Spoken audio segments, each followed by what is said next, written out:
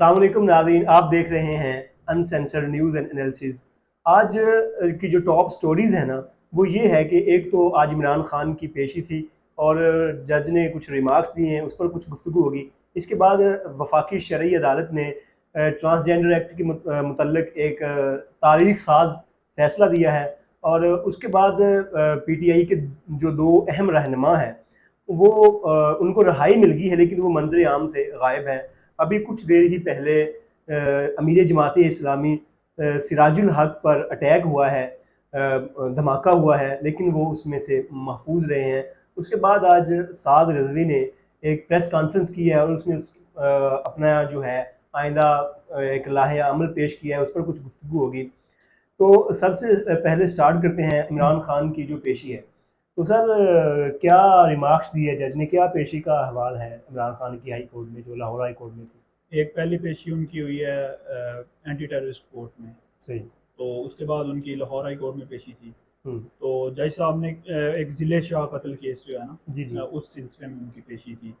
تو اس پر جو جج صاحب ہیں ان کے ریمارکس کچھ اس طرح آئے تھے کہ آپ جو ہے نا پولیس پر جو ہے الزام لگانا شروع کر دیا آپ نے، جو وہ سارا انسیڈنٹ ہوا، حالانکہ آپ کو پتہ تھا کہ وہ ایک ایکسیڈنٹ ہوا ہے، اس میں پولیس کا کوئی بھی مطلب کہ فی الحال تک بغیر ایویڈنس کے کوئی کردار نہیں ہے، کوئی کردار نہیں تھا۔ آپ نے بغیر ایویڈنس کے وہ جتنے بھی الزامات لگائے ہیں وہ مفروضوں پر مبنی ہیں۔ صحیح۔ اس کے علاوہ آپ نے جو بھی اسٹیٹمنٹس دی ہیں وہ پولیٹیکلی اپنا جو ہے نا پوائنٹ سکورنگ ہے۔ پوائنٹ سکورنگ کے لیے آپ نے پولیس پر اتنے بڑے الزام لگائے ہیں۔ تو اس پر جو ہے جج صاحب وہ برہم ہوئے عمران خان پر، اور اس برہمی کے بعد پھر میڈیا سے غیر رسمی گفتگو کرتے ہوئے عمران خان صاحب، جو کہ 9 مئی کے جتنے بھی واقعات ہوئے ہیں تب سے وہ ان واقعات پہ نہیں بولے تھے، حالانکہ وہ ان کو یہ پوائنٹ آؤٹ کر رہے تھے کہ جی ہمارے ساتھ ہیومن رائٹس وائلیشنز ہو رہی ہیں، کہ جو ہمارے ورکرز کو پکڑ رہے ہیں۔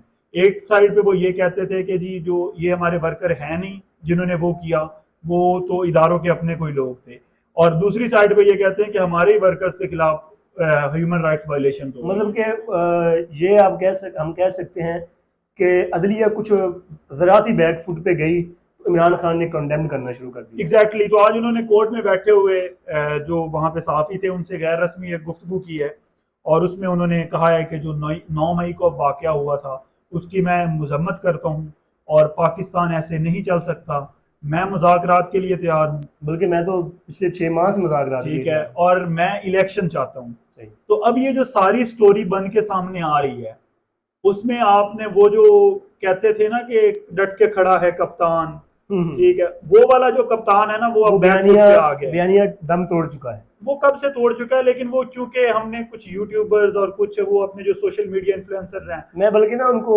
یوٹیوبر اور انفلوئنسر نہیں کہتا، میں ایگزیجریٹر کہتا ہوں۔ ہاں ہم کچھ بھی ان کو نام دے سکتے ہیں۔ تو وہ جو ایک انہوں نے نسل تیار کی ہوئی ہے نا، وہ تو اس چیز پہ پتہ نہیں کیا کیا سارا دن پوسٹیں کرتے رہتے ہیں۔ تو عمران خان نے آج یہ مذمت کر دی ہے فائنلی، اس قوم کو جو ہے نا وہ مبارک ہو کہ عمران خان نے اس ثانیے کی مذمت کر دی ہے۔ اچھا، اس سے اگلی جو خبر ہے وہ وفاقی شرعی عدالت کا فیصلہ ہے۔ فیصلہ اور کچھ میں اپنی رائے دیتا ہوں اس کے ساتھ، پھر احمد بھائی کی طرف جائیں گے۔ فیصلہ یہ آیا ہے کہ کوئی بھی اپنی مرضی کی طرف، یعنی جو ایکٹ بنا تھا اس میں ایک شک یہ تھی کہ کوئی بھی خواجہ سرا یا کوئی جو خواجہ سرا ہے وہ اپنی مرضی سے جنس کا تعین کر سکتا ہے اپنی مرضی سے۔ مطلب ان میں 2 کیٹیگریز ہوتی ہیں، مرد خواجہ سرا اور عورت خواجہ سرا۔ اگر مطلب ایک کو جو برتھ کے وقت جو ایک سمبولک جنس جو اسائن کی گئی تھی وہ مرد خواجہ سرا کی تھی، لیکن وہ بعد میں اپنے آپ کو عورت خواجہ سرا یا عورت کنسیڈر کروا کے اپنے صنف کا تعین کروا سکتا ہے۔ اس پہ جو ہے آج جو فیصلہ ہوا ہے اس کو جو این جی اوز ہیں یا جو بھی یعنی جو درخواست گزار تھے ان کی طرف سے یہ کہا جا رہا ہے کہ یہ حقوق تلفی ہے وغیرہ وغیرہ، لیکن اس میں ایک چھوٹی سی چیز ہے سمجھنے والی، اگر وہ سمجھ جائیں تو یہ معاملہ بالکل آسان ہے۔ بعض اوقات انسان کے اوپر نفسیاتی چیزیں حاوی ہو جاتی ہیں، جس طرح لوگ اپنے آپ کو کتب ابدال کے دعوے کرتے ہیں، یہ ایک نفسیاتی، جس کو ایک شیزوفرینیا بھی کہا جاتا ہے، کہ اپنے آپ کو کچھ سمجھنے لگے نا، کچھ بھی نفسیاتی وجہ سے، سائیکالوجیکل پرابلم کی وجہ سے انسان کے دماغ پر کچھ بھی حاوی ہو سکتا ہے۔ تو وہ کہے کہ میں ایسا ہوں، جس میں پاگل ہوتے ہیں وہ کچھ بھی کہہ سکتے ہیں. یہ میں مثال کے طور پہ کہہ رہا ہوں کانٹیکس میں.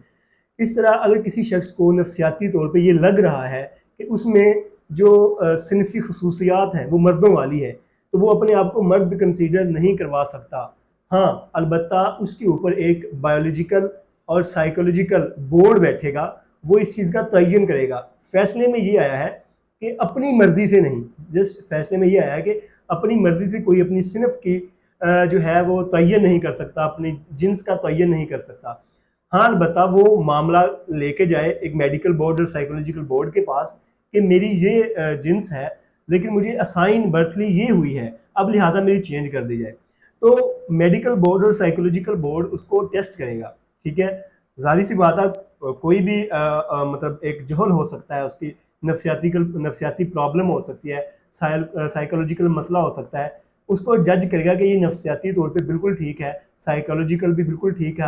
ہاں البتہ اس کی جو جنس ہے یہ واقعی غلط اسائن ہو چکی ہے یا غلط مانی جا رہی ہے معاشرے میں، تو پھر وہ اس کو اسائن کر دی جائے گی جو وہ کہہ رہا ہے. ساتھ بایولوجیکل ٹیسٹ بھی ہوگا اس کا. ٹھیک ہے، اس کے بعد اگر کوئی ان دونوں چیزوں میں فیل ہو جاتا ہے، بایولوجیکل بھی فیل ہو جاتا ہے، سائیکولوجیکل فیلئر بھی آ جاتا ہے، پھر اس کو اسائن نہیں کیا جاتا. ایک اور بڑا مسئلہ اٹھایا جا رہا تھا اس پر کہ وفاقی شرعی عدالت اس مسئلے کو جج کرنے والی کون ہوتی ہے. اصل میں یہ چیز ہے کہ ہمارے جو عبادات کا بہت سارا تعلق مرد اور عورت کی جنس کے ساتھ ہوتا ہے. مثال کے طور پر نماز، روزہ، حج، زکوٰۃ، یہ ان میں مرد اور عورت کی ڈفرینس آتے ہیں. اس لیے یہ وفاقی شرعی عدالت نے یہ معاملہ اٹھایا.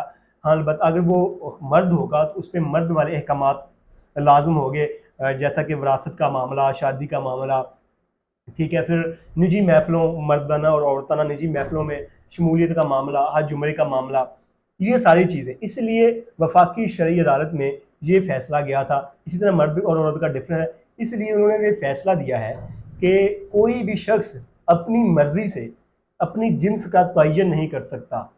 ہاں البتہ ایک بایولوجیکل اور سائیکولوجیکل بورڈ بیٹھے گا، وہ اس کی جنس کا تعین کر کے یعنی وہ اپنا دعویٰ کرے گا کہ مجھے یہ فیل ہو رہا ہے، میرے اندر جو یہ سمٹمز نظر آ رہے ہیں مجھے، وہ تعین کرے گا. اور اگر وہ بایولوجیکل اور سائیکولوجیکل پاس ہو گیا تو اس کو وہ جنس عطا کر دی جائے گی، اس کو اسائن کر دی جائے گی. اتنا سا معاملہ تھا.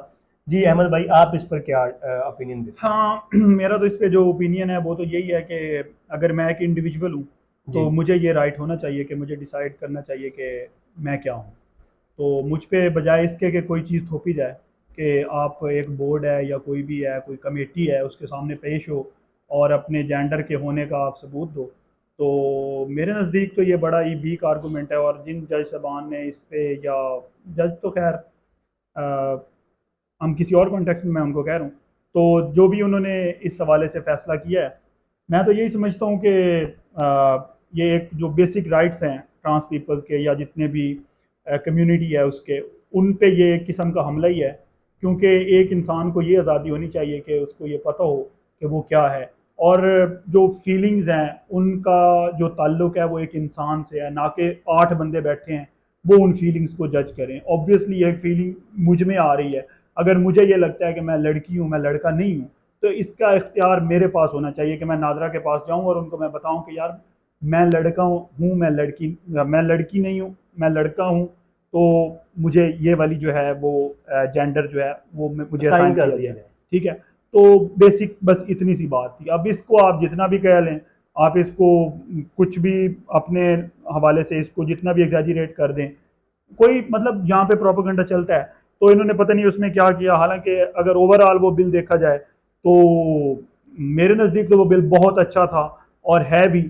لائک ابھی جو یہ فیصلہ آیا ہے، اس فیصلے کے بعد بھی کچھ بحث ہوئی ہے کہ اس کو کیا کیا کیا جا سکتا ہے. ایونچولی اس نے جا کے سپریم کورٹ میں چیلنج ہونا ہے اور سپریم کورٹ کی ایک فائنل ججمنٹ آنی ہے.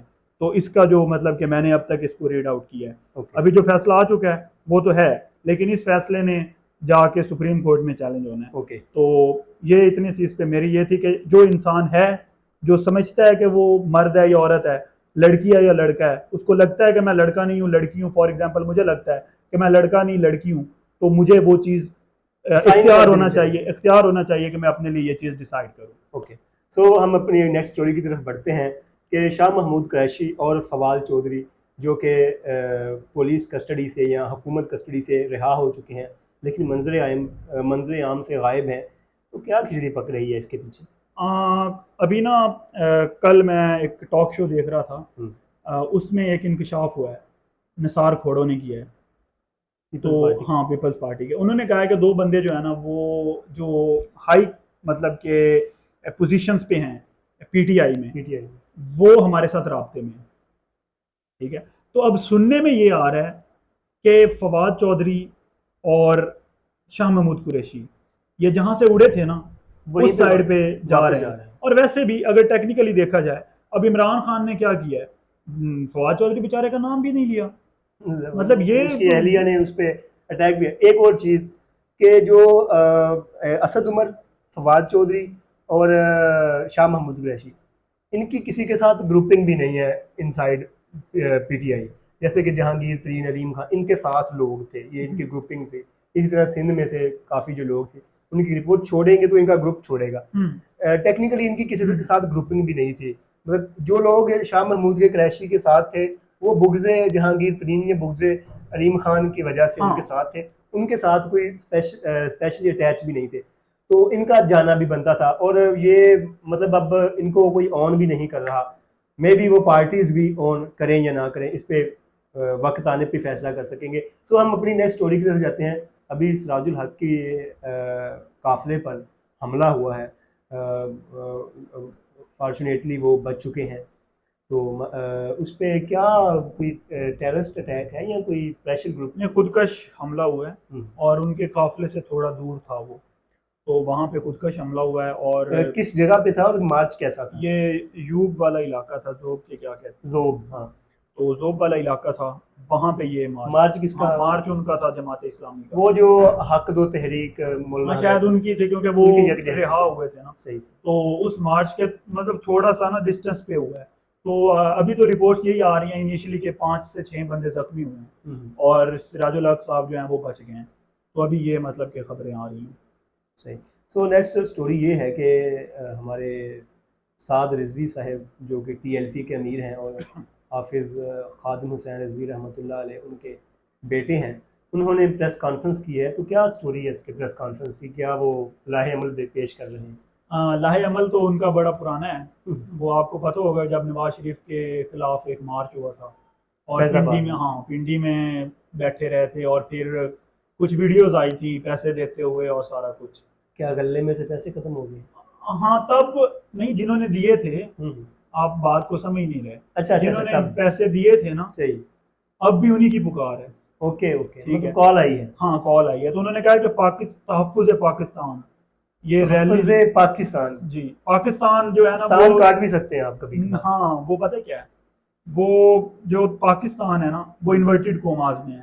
ٹھیک ہے، تو انہوں نے وہ ریلی کا اعلان کیا ہے 22 مئی سے، وہ اس کا آغاز کریں گے آئی تھنک کراچی سے. ان کی نا پہلے 2-3 ریلیاں ناکام بھی ہوئی ہیں، فلاپ بھی ہوئی ہیں.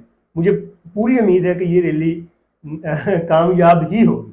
ہاں کیونکہ یہ ہونا بنتی ہے، یہ کامیاب ہونا بنتی ہے کیونکہ تحفظ پاکستان پر کوئی کمپرومائز نہیں کر سکتا. ہر شخص اس میں حصہ لے گا، بلکہ حصہ دلوایا جائے.